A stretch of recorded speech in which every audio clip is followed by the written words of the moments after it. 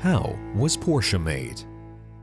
Did you know why Porsche, as a company, is known as one of the most reliable and trustworthy vehicle brands in the world? Be it their iconic designs, superior performance, or rich history, Porsche has carved a niche for itself in the competitive automobile industry. But have you ever wondered how this luxury car brand came into existence? You will be surprised to know that the name Porsche is not the company's full name, and that it has been known for making more than just cars. Yes, you heard that right. So, what is the full name, and more importantly, how was this brand made and taken to the heights of success it enjoys today? Let's dive into the untold history of Porsche. The history of Porsche dates back to 1931, even before World War II began to shape the world. Ferdinand Porsche, along with partners Adolf Rosenberger and Anton Piëch, established a company named Dr. Ing H.C.F. Porsche GmbH. This title reveals much about Ferdinand Porsche's achievements, as it includes the designation for Doctor of Engineering honorary degree, highlighting his expertise and contributions to engineering. Their office was strategically located at Kronenstraße 24 in the heart of Stuttgart, placing them at the crossroads of German automotive innovation. Big businesses start from small ideas, and Porsche was no different. Initially, Porsche didn't manufacture cars under its own brand. Instead, the company specialized in motor vehicle development and consulting.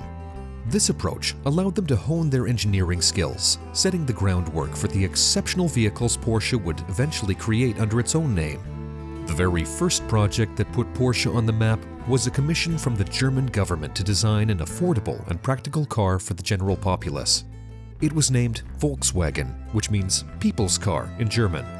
This task led to the creation of the Volkswagen Beetle, earning its reputation as one of the most iconic and successful car designs in the history of the automotive industry.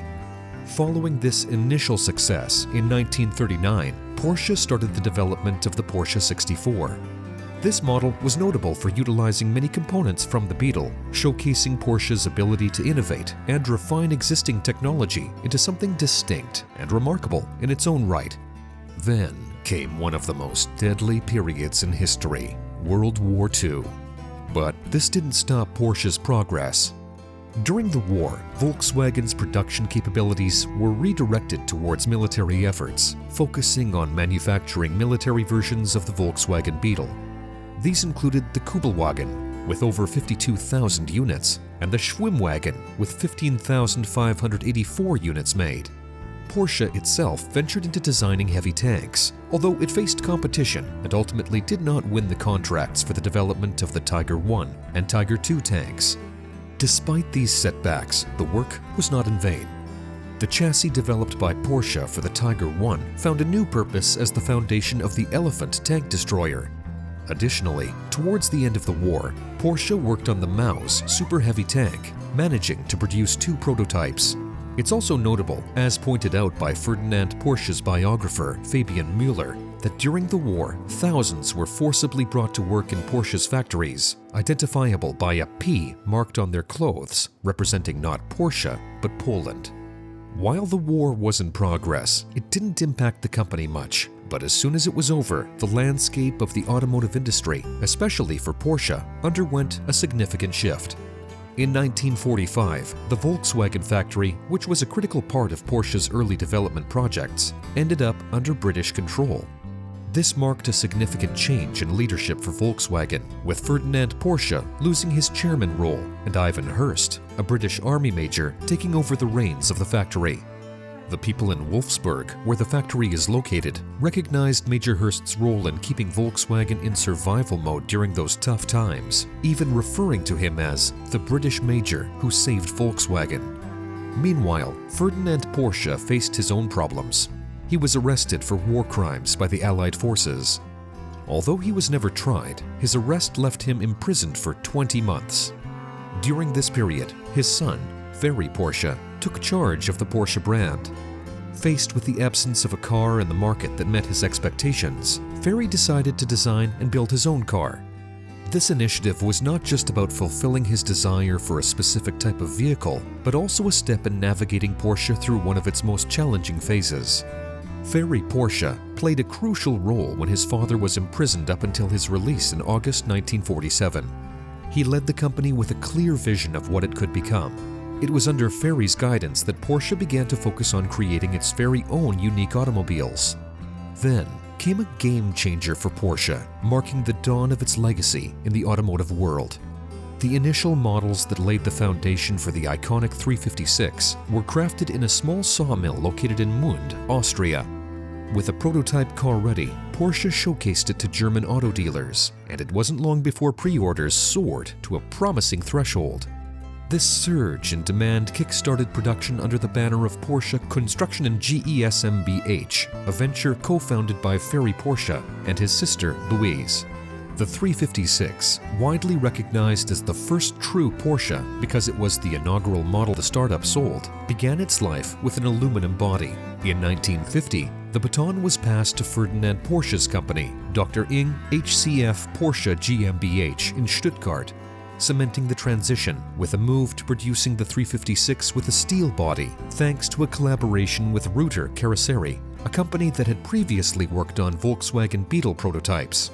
By 1952, Porsche expanded its blueprint by constructing an assembly plant directly opposite Reuter Carrosserie. The important spot on Porschestrasse, right in front of Work 1, the oldest building of Porsche, turned into a famous place all by itself. It was a huge deal when the 356 got its approval for driving on roads in 1948. This event meant Porsche was now officially part of the famous carmakers club.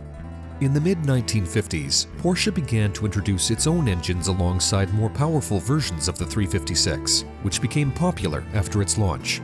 Then came a model that would become a true legend in modern automobiles, the Porsche 911. When it first hit the market in 1964, the 911 was far ahead of its time with its rear-engine layout. Over the next 3 decades, the 911 underwent numerous evolutions, resulting in the introduction of a completely new 911 Carrera in 1999.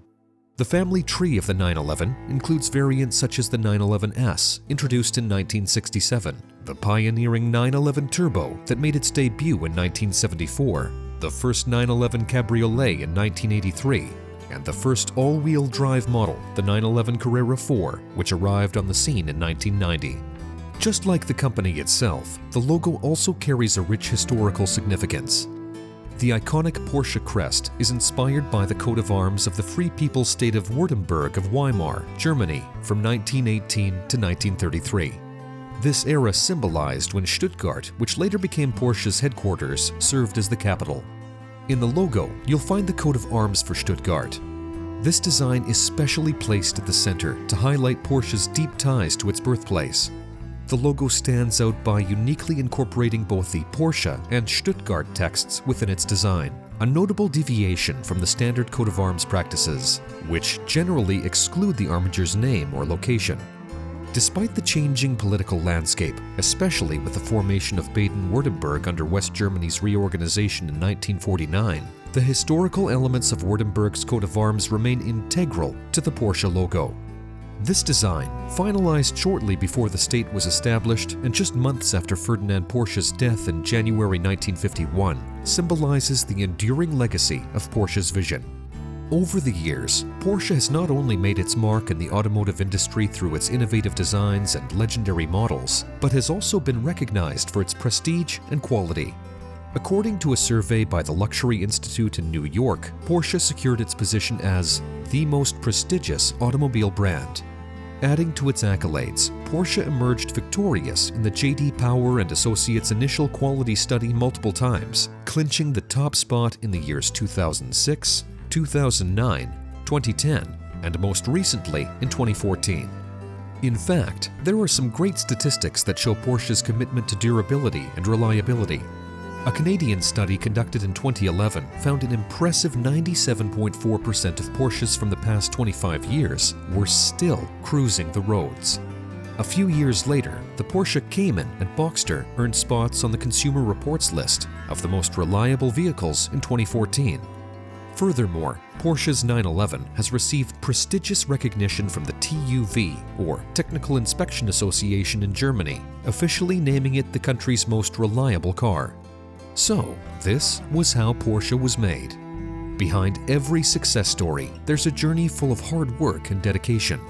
Porsche's journey began with a vision, and it continues to set new standards for the automotive industry today. It is truly a brand that has stood the test of time, combining innovation, quality, and prestige to become one of the most recognizable names in the market. Let us know in the comments below what your favorite Porsche model is and why. If you enjoyed the video, make sure to like and share it with your friends. And don't forget to subscribe to our channel for more exciting content.